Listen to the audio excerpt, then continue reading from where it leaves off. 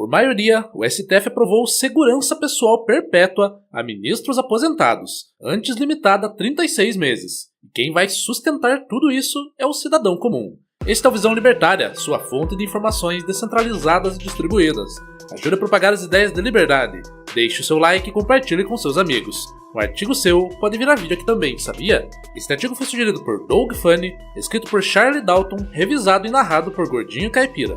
O Supremo Tribunal Federal decidiu em sessão administrativa, realizada de forma virtual, no dia 18 de junho de 2025, aprovar por maioria de votos a concessão de segurança pessoal vitalícia a ex-ministros da Corte.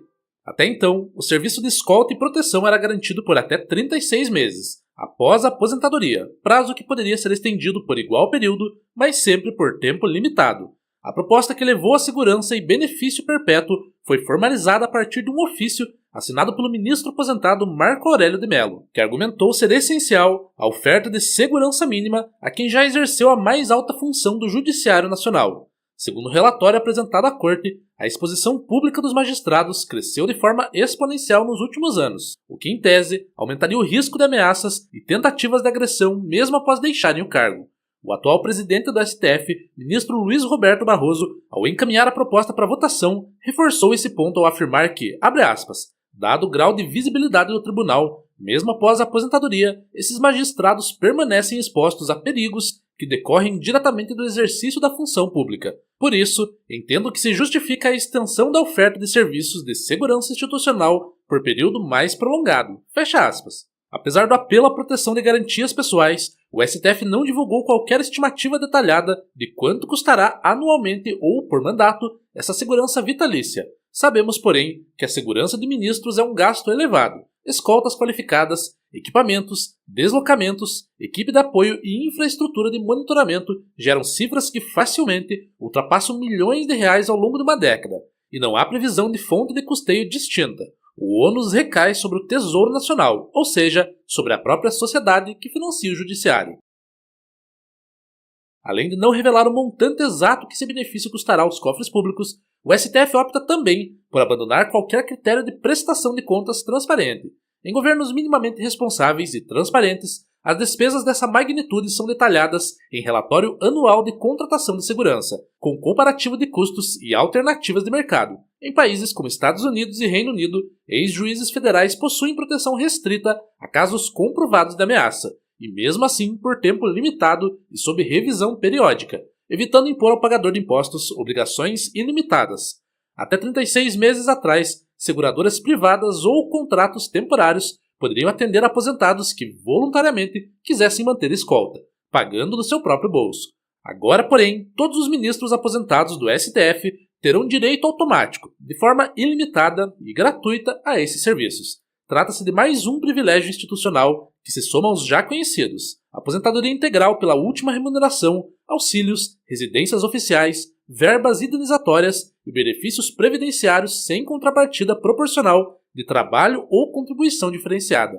No cerne da justificativa oficial está a proteção de agentes que, em tese, sofreram represálias ou protestos violentos em razão de decisões judiciais polêmicas. Mas se o Estado teoricamente garante segurança e direitos a todos, por que seria necessário um serviço de segurança particular para certos indivíduos? Se a polícia não consegue garantir a proteção nem dos próprios agentes políticos, imagina a situação de uma pessoa comum. Isso é a admissão da falência do Estado em fornecer a segurança prometida. Mas mesmo assim, temos que continuar sustentando tanto a polícia quanto a segurança particular dos ministros atuais e aposentados, agora e para o resto da vida, enquanto nós mesmos vivemos sem nenhuma garantia de proteção para nossa vida, nosso patrimônio e nossas famílias.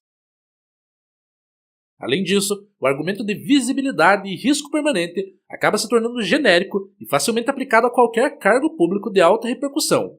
Se decisões judiciais, investigações ou julgamentos emblemáticos justificam proteção eterna, o que impede de, eventualmente, ampliarem o benefício a procuradores, ministros de Estado, presidentes de tribunais regionais e até governadores, usando o mesmo argumento. Qual será o critério objetivo para delimitar o direito à escolta vitalícia? A decisão do STF não responde a tais questionamentos, deixando margem para interpretação arbitrária e ampliação e expansão indefinida do privilégio. O resultado é que abre-se precedente para qualquer carreira pública de destaque reivindicar risco funcional vitalício. bastaria a desculpa de ameaças online ou protestos diante de tribunais para que procuradores gerais, conselheiros de tribunais de contas e até governadores exigissem idêntica regalia, criando uma casta de privilégios sem freio, todos pagos pela parcela produtiva da sociedade. E o pior de tudo, de forma mais ampla, esse tipo de benefício reforça a lógica de que funcionários públicos de alta patente são uma casta distinta, submetida a uma legislação paralela e a um tratamento diferenciado em relação ao cidadão comum. Enquanto a população enfrenta restrições orçamentárias, cortes em áreas essenciais como saúde e educação e vê o próprio suposto direito à segurança coletiva fragilizado, a elite judiciária ganha um título de nobreza moderno: proteção perpétua. Para o cidadão que vive do próprio trabalho, enfrenta deslocamentos diários sem escolta e sustenta via impostos a estrutura do Estado, é um verdadeiro absurdo observar tamanha disparidade. Enquanto a segurança pública se apoia em policiamento ineficiente, com elevados índices de criminalidade, o juiz aposentado desfruta de proteção diferenciada, sem ter que usar de recursos próprios para tal. A sociedade já percebe o judiciário como distante e imune às consequências práticas de suas decisões. A concessão de segurança vitalícia amplia essa percepção de isolamento, reforçando o cenário atual, onde os magistrados perdem o contato com a realidade cotidiana do cidadão, daquele que vê nos bolsos mais gastos para proteger quem, em tese, diz zelar pelo bem comum e pelos interesses coletivos. A verdade é que o Estado é o principal agente de coerção em massa e concentração de privilégios. Todo o poder monopolista de decisão, punição e custeio da máquina estatal é utilizado para garantir influência política e favorecimento de grupos específicos. A proteção vitalícia dada pelo STF é um exemplo escancarado de como o aparelho estatal preserva e amplia seus próprios privilégios, sem qualquer preocupação do impacto orçamentário ou social. Afinal, os excelentíssimos ministros vivem de receber impostos, não de pagar, e, portanto, não são eles que vão pagar a conta. Mesmo de um ponto de vista técnico, dentro das próprias leis estatais, o STF está errado, pois demonstra agir como legislador. A Constituição prevê cláusulas gerais de que o cargo de juiz é vitalício, mas não estipula o fornecimento de segurança armada. Ao criar esse novo direito para si mesmos, por meio de exceção administrativa, os ministros ultrapassam a função de guardiões e juízes de lei e exercem na prática o poder de criar privilégios e benefícios próprios, um exemplo clássico de legislativo judicial e desvio de poder. Em um cenário de livre mercado, a segurança seria fornecida por instituições descentralizadas, com financiamento privado e transparente.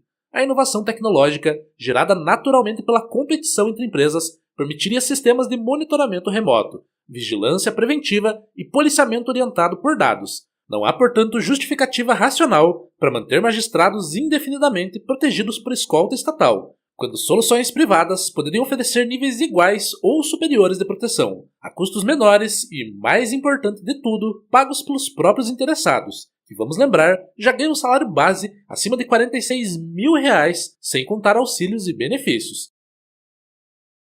Na prática, empresas de segurança privada e de vigilância privada vêm há anos demonstrando eficiência maior que esquadrões militares. Usam inteligência artificial para patrulhamento remoto, centrando esforços em áreas de maior risco conforme contratos flexíveis. Essa flexibilidade de mercado, aliada à concorrência, reduz custos e melhora a qualidade do serviço. O Estado, ao monopolizar a proteção de uma casta, não só reprime essa inovação, como transfere ao cidadão o ônus de financiar um sistema estático, imune à pressão de custo ou qualidade.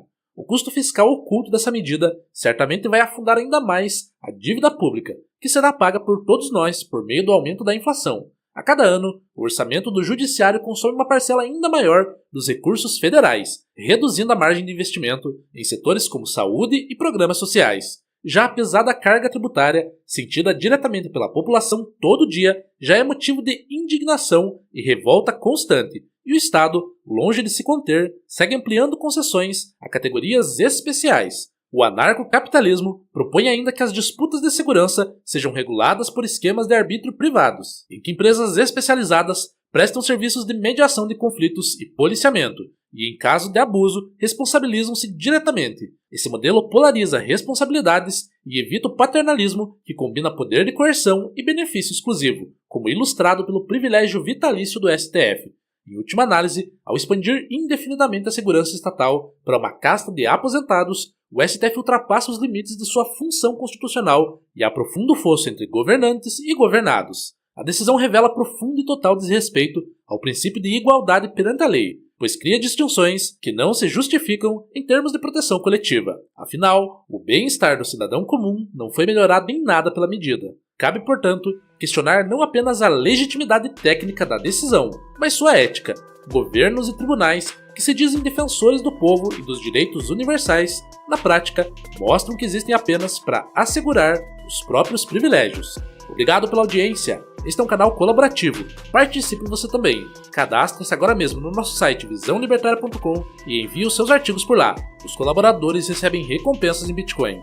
Inscreva-se no canal e clique no botão da campainha para ser avisado de novos vídeos. Até a próxima!